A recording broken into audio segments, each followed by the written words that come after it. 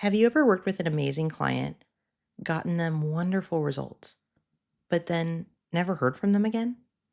They don't come back, they don't send referrals, they just sort of disappear into the ether like your project never happened. I used to think this was just part of business. You do great work, you move on to the next client, you repeat. But what if that final review wasn't meant to be goodbye? What if it could be the foundation for relationships that last for years, where past clients become genuine friends, collaborators, your biggest cheerleaders? I'm happy to say that that's really more the case in my business today. And by the end of this episode, you'll discover 4 simple ways to transform one time clients into lifelong fans and friends without being pushy or complicated. Let's dive in. Welcome to the Establish Yourself podcast, the show that helps coaches and consultants get clear on how to talk about what you do, simplify your offers, and have more fun in your business and beyond. I'm Annie Franceschi, brand strategist, author, former Disney storyteller, and forever Muppet fan. I'm here to help you clarify your message, package your expertise, and streamline your systems to grow a business you actually enjoy. If you're ready for less confusion and more magic, it's time to establish yourself. I remember having a catch-up call with one of my longtime clients. Let's call her Julie. We hadn't worked together at that point in years. And during our chat, she mentioned how she loves that I still text her photos whenever I see an orange rose, because that's her favorite flower. Then she said something really interesting to me. She said, Annie, I have to tell you, that's the difference about you. I worked with this other person and I had a great experience with them too. But, after we worked together, I never hear from that person. Not once. They don't check in. We just don't connect. We even live in the same area, but it's like that working relationship just ended. She paused and then she said, but Annie, you're still in my life, even when we're not working together.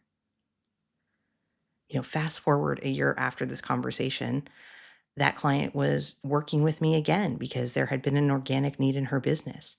Along the way, she was sending me speaking referrals and introducing me to her network and just being a champion of my work while I was being a champion of hers. She's someone that from the first time we worked together, I wanted to work with her forever. And I've been very lucky to say that that's basically happened. Do we work together all the time? No. Do we take years off from working together? Absolutely. But it is truly a genuine relationship. And I feel like she's not just a lifelong fan, she's become a lifelong friend. And when I stopped to think about it, that other person that Julie mentioned, they delivered great results too. They had a great process. She loved working with them. But that person had no system, no way of maintaining that relationship afterward. So they're missing out on this compounding effect that client relationships can have to sustain and grow a business for years, but also to make your life better. I think too many of us treat client relationships like these one-time transactions. We do the work, we deliver the results, maybe we ask for a review, and then we move on. The mindset becomes, well, they'll reach out, right? We're thinking, well, I don't want to bother them. I'll hear from them if I need something. But here's what's really happening. We're actually working harder than we need to because you are constantly having to find new clients instead of nurturing the folks that you've already been working with, the relationship and the network you've already built. And the math backs this up. According to Harvard Business Review, getting a new customer is anywhere from 5 to 25 times more expensive than retaining an existing one. Research also shows that increasing customer retention rates by just 5% actually can increase your profits from 25 to 95%. And the cost of this approach isn't just financial, it's emotional. When you are constantly in getting clients mode, business is going to feel harder, more uncertain, and frankly, it's just less fulfilling. You miss out on seeing that long-term impact of your work and building that meaningful professional community, the one that makes running your business actually enjoyable, actually fun. So I want to work on that today. Because what if your relationship with your clients didn't have to end at the review stage? What if we treated that moment as a beginning, the foundation for a relationship that could benefit both of you for years to come? Today, I've got a simple system for you to use to do exactly that. It's called the 4 S's of staying connected. It is building upon the S in my fans and feedback process that I teach in my book, Establish Yourself. The four S's of staying connected have been key for me to nurture and maintain client relationships, ones that have brought me more than $500,000 in referrals and brought more than 25 of my clients back for additional work, projects, and opportunities over the years. Here's the core principle. When you stay genuinely connected to past clients, when you support them, you celebrate them, you share what's new in your world, you are going to naturally stay top of mind. And when you're top of mind with people who love working with you, referrals and repeat business happen organically. They can't help but happen. Now, I know you may be thinking, wait, this better not sound calculating or salesy, but here's the thing. I just want to assure you that when your energy behind how you reach out is genuine, you have genuine care, genuine curiosity about how people are doing, folks feel that authenticity. It's about maintaining real relationships with people you just love working with and want to see succeed. The four S's of staying connected are start, support, system, and speak up. Let me walk you through each one. The first S, start with the live interview. My entire strategy begins at the end of your client work with what I call a live client interview.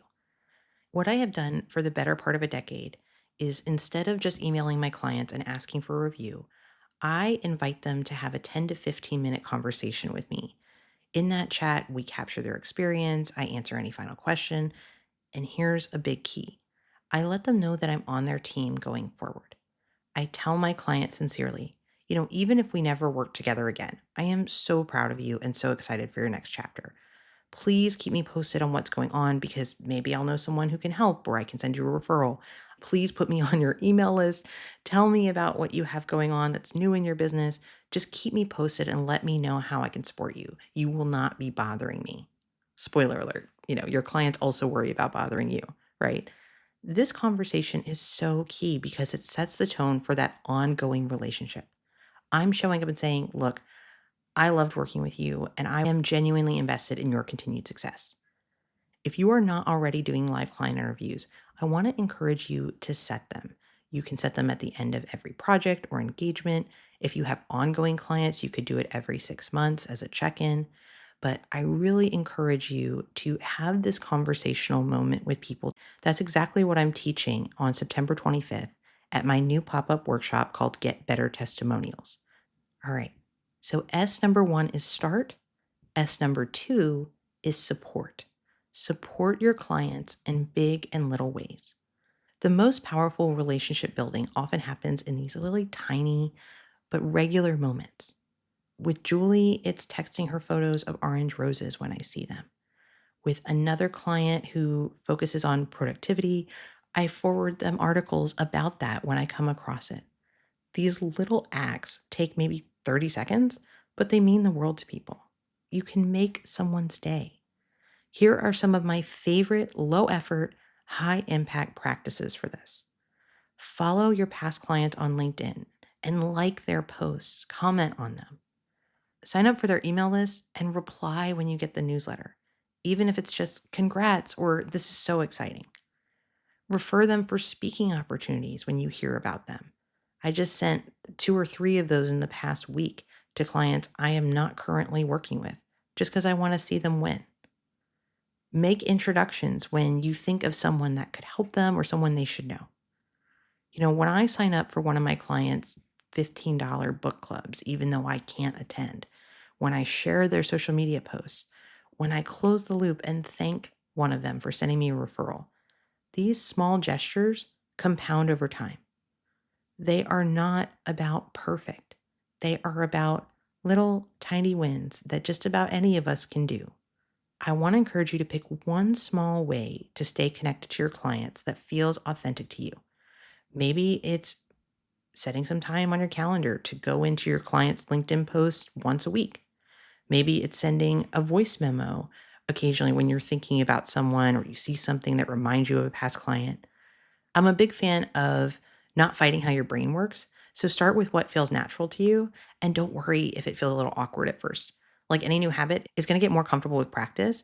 And what I have been doing over so many years has been just trying things, letting this be a little bit of an experimentation lab with the goal being just show up and support. Tiny actions that show your genuine, authentic support. S number 3, system. Y'all know I love a system. System for staying connected. The key to staying connected and top of mind with your clients doesn't have to be complicated. It just needs to be consistent. Here is a simple practice I have and one you can adapt to fit your schedule and your lifestyle. About a year or two ago, I created a Google Doc, and it's what I call my reach out list. And I just sat down one day and looked at my calendar, looked at the past few years, and said, who have I not talked to in forever? And I made a list. I think it's about 30 or 40 people. I'm still working through it. Um, there are people I hadn't worked with for at least 6 months. So every Monday, I have a Google Calendar reminder that says reach outs times 3. And that's my reminder every week to send 3 emails or messages to 3 people on that list to say, hey, how are you? It's been forever since we caught up. I would just love to hear how you are. The energy that I carry into the conversation is very much, how are you doing? What's going on in your world? How can I be supporting or encouraging you? I just did one of these calls last week with a client that I don't think we've talked directly in 3 years. I loved working with her, and she is doing so well. She shared she was transitioning her model less from coaching to consulting. And as she was talking, I immediately thought of resources and events and referrals I could give her, things that would really help her with that path. All free things, just things she should know about. And that felt really good because I'm showing up and supporting her. One thing you can do to create this system this week is to start your reach out list. Write down 10 to 15 past clients, people you have not connected with recently. Set a weekly reminder to send those 3 messages, to start having those conversations. Keep it short, genuine, and focused on them first. Now, I know you may be thinking, Annie, I am probably too busy to have a system for this. But here's what I have figured out. You can do this in small pockets of time, and it's also going to save you a lot of time. In the long run, you're going to build up this loyal fan base of people who love working with you and also genuinely want to see you succeed. Now, the 4 S's of staying connected, we've done the first 3, and here's the final, the 4th one. Speak up. Speak up about what's new.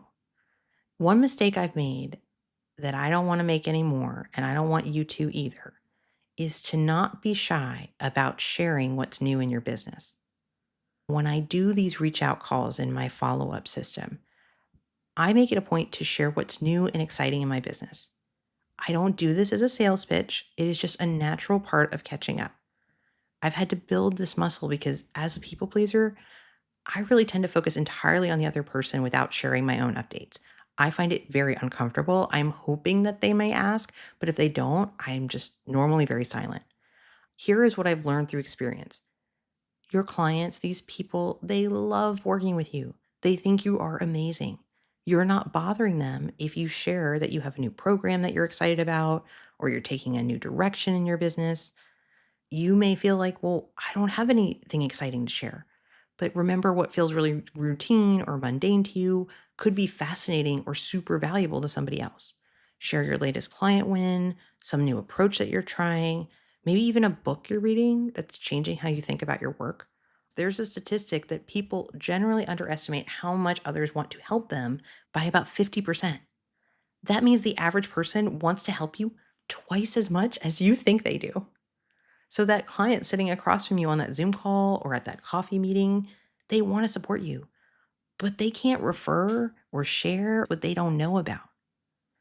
Remember that client conversation I just told you about where I was catching up with somebody last week? I made a point of sharing, yeah, my business has pivoted since we worked together, and I really focus on helping people package their process and talk more clearly about what they do. And now it's a group program and it is a private experience. And before we wrapped the call, my client looked at me and said, that sounds really interesting. Can you keep me posted on that? I think that might be exactly what I need next. So that magic, it can't happen unless you're willing to speak up. I didn't say sell. I didn't say promote. I didn't say put somebody on the spot, right? Just share. Just share. When somebody asks you what you're up to, please don't just say things are good. I want to challenge you to share something specific you're excited about in your business. Notice how people light up when you talk about work you love and the opportunities that come your way. Now, in just a moment, I'm going to recap the 4 S's of staying connected. But if this conversation got you thinking, I want to interview my clients, I want to tell them I'm on their team, I want to start taking those one-time clients and inviting them into lifelong relationships with me, I think that all starts with that live client interview. And I happen to be teaching a pop-up workshop on it next week. It's called Get Better Testimonials. It's on September 25th, and there's a 30-day replay.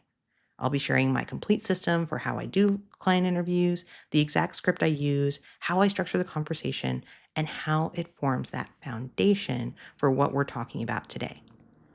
So if you want to join us, just sign up at greateststorycreative.com/pop-up. I'll put it there in the show notes. And if this sounds amazing, but you need private help to implement this in your business, I can help you. Set a free consultation call with me at greateststorycreative.com/consult. Let's bring everything together today. Let me leave you with the 4 S's that will move you from one-hit wonder to lifelong fan builder. Start with the live client interview. Make it clear that you're on their team going forward and that the end of the project is really just the beginning of a supportive professional relationship. Support them in big and little ways, from LinkedIn likes to speaking referrals. Small gestures compound over time. System your reach outs, create that list, set your reminders, start having those genuine check-in conversations, and speak up about what's new. Share your updates naturally, because remember, these people want to support you and they can't refer what they don't know about. You have already done the hard work of delivering amazing results for incredible people.